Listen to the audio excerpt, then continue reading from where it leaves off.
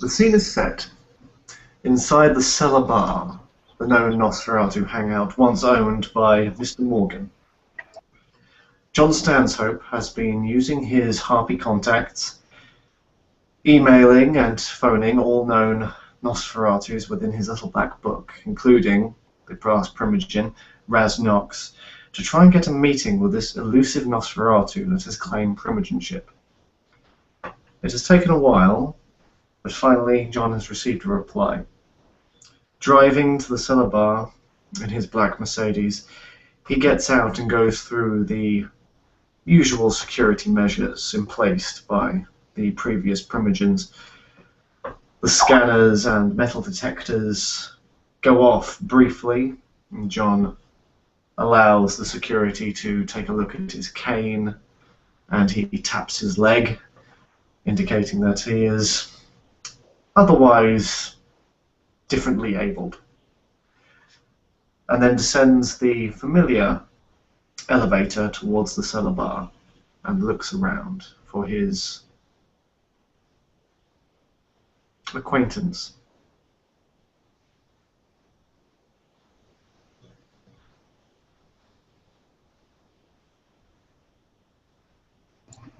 At that point, Virginia Lucas, Midwestern country girl, except she has the looks of a burn victim. Horrible looks, just disgusting. But she wears a cowl, and she walks to the Cellar Bar, where she is well known, and she has been given the keys. And she opens up, and she walks to the manager's office. She checks the computer. She very quickly assesses everything's fine with the bar and the security, and she looks for who she is supposed to meet. She sees on the camera a middle-aged man, dark hair but with greying temples, bespectacled, rather lithe in a well-tailored blue suit, leaning quite heavily on a beautifully embroidered silver cane. He goes to the bar and has perched himself up and taps his fingers upon the bar.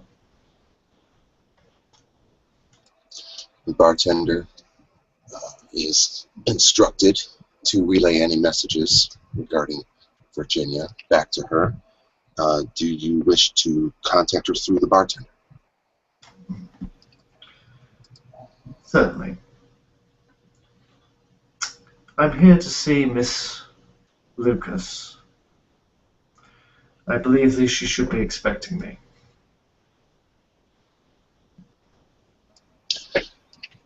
He goes away, he picks up a phone, takes less than a split second, he comes back to you, he says, please go back to the back office.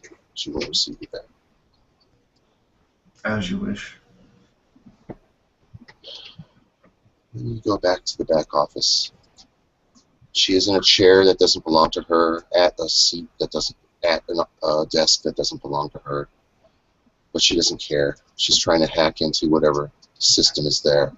She sees it her duty to take control in most situations that she's in. She sees you, and just out of character, everyone, I am unable to do costuming or voice today because I have guests. When she sees you, she turns around, and a bony claw leaves the keyboard, and the ugliness of her face peeks out from the hood, and she inquires with her ratchety voice what you could possibly want with her. John, used to dealing with the Nosferatu, I'm going to roll my etiquette and charisma to not appear affected by her vile appearance. 2 successes! Good! She says, I see you are used to being amongst my kind. Yes, I am, Miss Lucas. You are very perceptive. The previous primogen, Raz Nox, and I were good friends. In fact, we were part of the same coterie, and I believe I had a rather cordial relationship with Mr. Morgan. I've always considered Nosferatu a great asset in this city, and I don't see why that should stop with the change of management. Apologies, Oh, my manners. I am John Stanhope, Ventru Primogen. oh, and I believe you already know I'm Virginia Lucas. Welcome to the Cellar Bar, John Stanhope. Ventru Primogen. My. We may have a lot to discuss. That we do.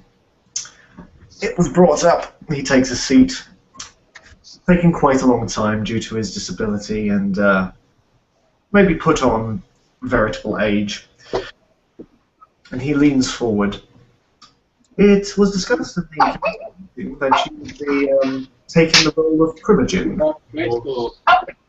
Connect the mic station. For your clan, Mr. Lucas. Is that the case? We will pause briefly.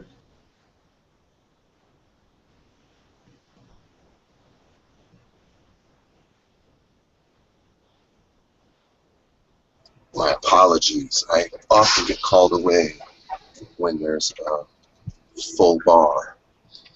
But I'm back. I am well aware you Nosferatu are very fond of keeping animals. Yes, and I have workers helping me. We're doing a lot of work in the back, tiling and so on. But let me state, there are no other Nosferatu in the city.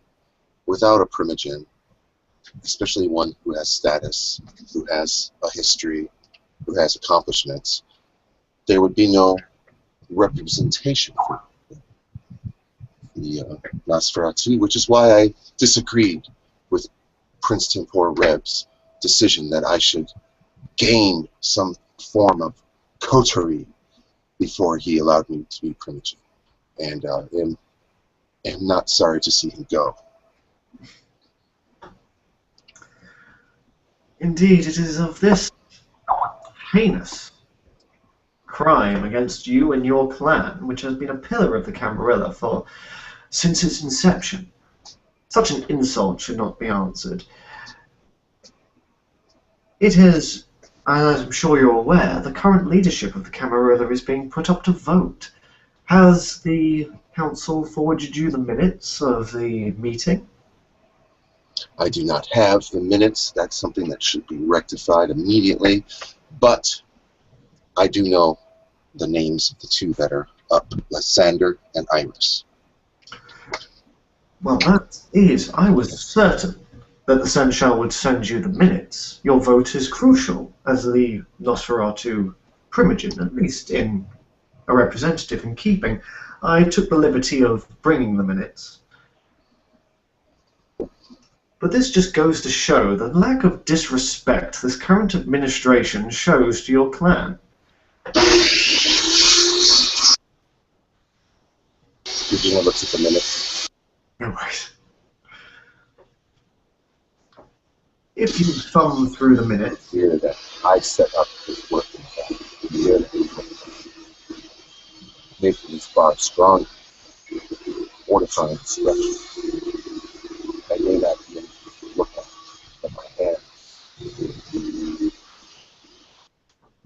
allow me to clarify the minutes for you, Miss Lucas. It was discussed at length, both the merits and flaws of Mr. Eudocia and Miss Breckenridge. However, I will allow you to read this at your own pleasure, of course.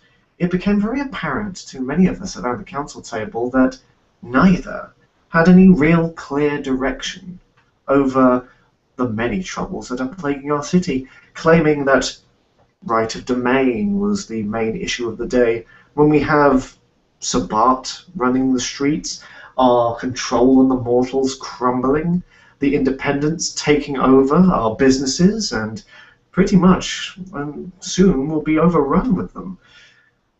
And the most troubling news, and I'm sure you're aware, as a venturer, this is very difficult for me to say, the Seneschal and the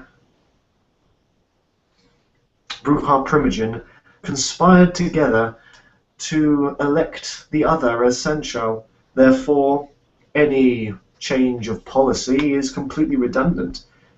They are making a mockery of the Primogen Council. So you are stating that this vote itself is a sham, to vote for either. That I am. It is worrisome to say, which is why many of us agree with my proposal of a vote of no confidence. If there are enough votes of no confidence, what will occur? Well, then both candidates cannot run again, and the new candidates will be put forward. Hopefully ones with a clearer idea of what this future will entail. I have already gathered that the Gangrel, Venturers, myself, Tremere, and Toreador are most displeased with the audacity in which the Bruja, Primogen, and the Sensual has been working.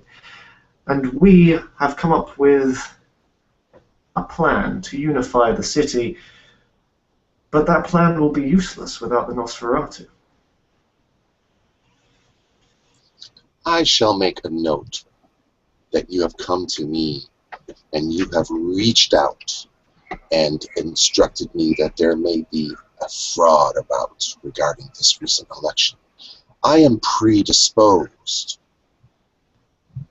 by default to vote no confidence, but not because you tell me to, or because there's anything you can give me or take away from me, but because that is my nature. Neither of these princes has come to me, these prince-elects, and the last one was a failure in my eyes. Therefore, I have no reason to vote for either. I would not dream of bribing someone of such clear moral standing and status, and through my current dealings with the Nosferatu, it would be a exceedingly foolish kindred that would ever dare threaten them. No. I have come here because our clans have traditionally worked side by side, and in this dawn of a new era, I would like that spell to continue.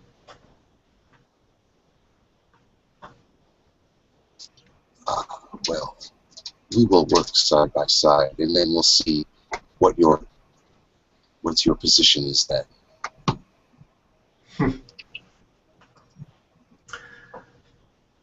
Well, I can see that you have quite a busy bar to run, Miss Lucas, and I'm glad you have heard my words. If you ever feel need for socializing, then please, do not hesitate to call. And I have taken the liberty of bringing over my finest batch of Vitae. Myself and Raz Nox had an agreement where I would supply the Vitae of this club. I believe I'm a little late on a couple of months' deliveries, so I'm just keeping up with track. I hope that there's no insult to yourself or your person. None taken. She then gets up, starts to leave the office, and says, "We will work together. I want to know what systems of influence you have, and what you stress in this city as important and unimportant, where you think energy should be, water should be, electricity should be, where you think the current building project should be. Is it one of maintenance? Are you looking to improve the city, or are you looking to expand? I hope you can answer my questions, but now is not the moment." All your questions will be answered whenever you feel you require them. The plan has already been formulated, and your input will be invaluable. But your time is precious, and I shall leave you to your work. With that, she walks out the door, and she seems to angle towards a shadow, and someone becomes part of the shadow as she slips away. Cain bless the Nosferatu. End scene.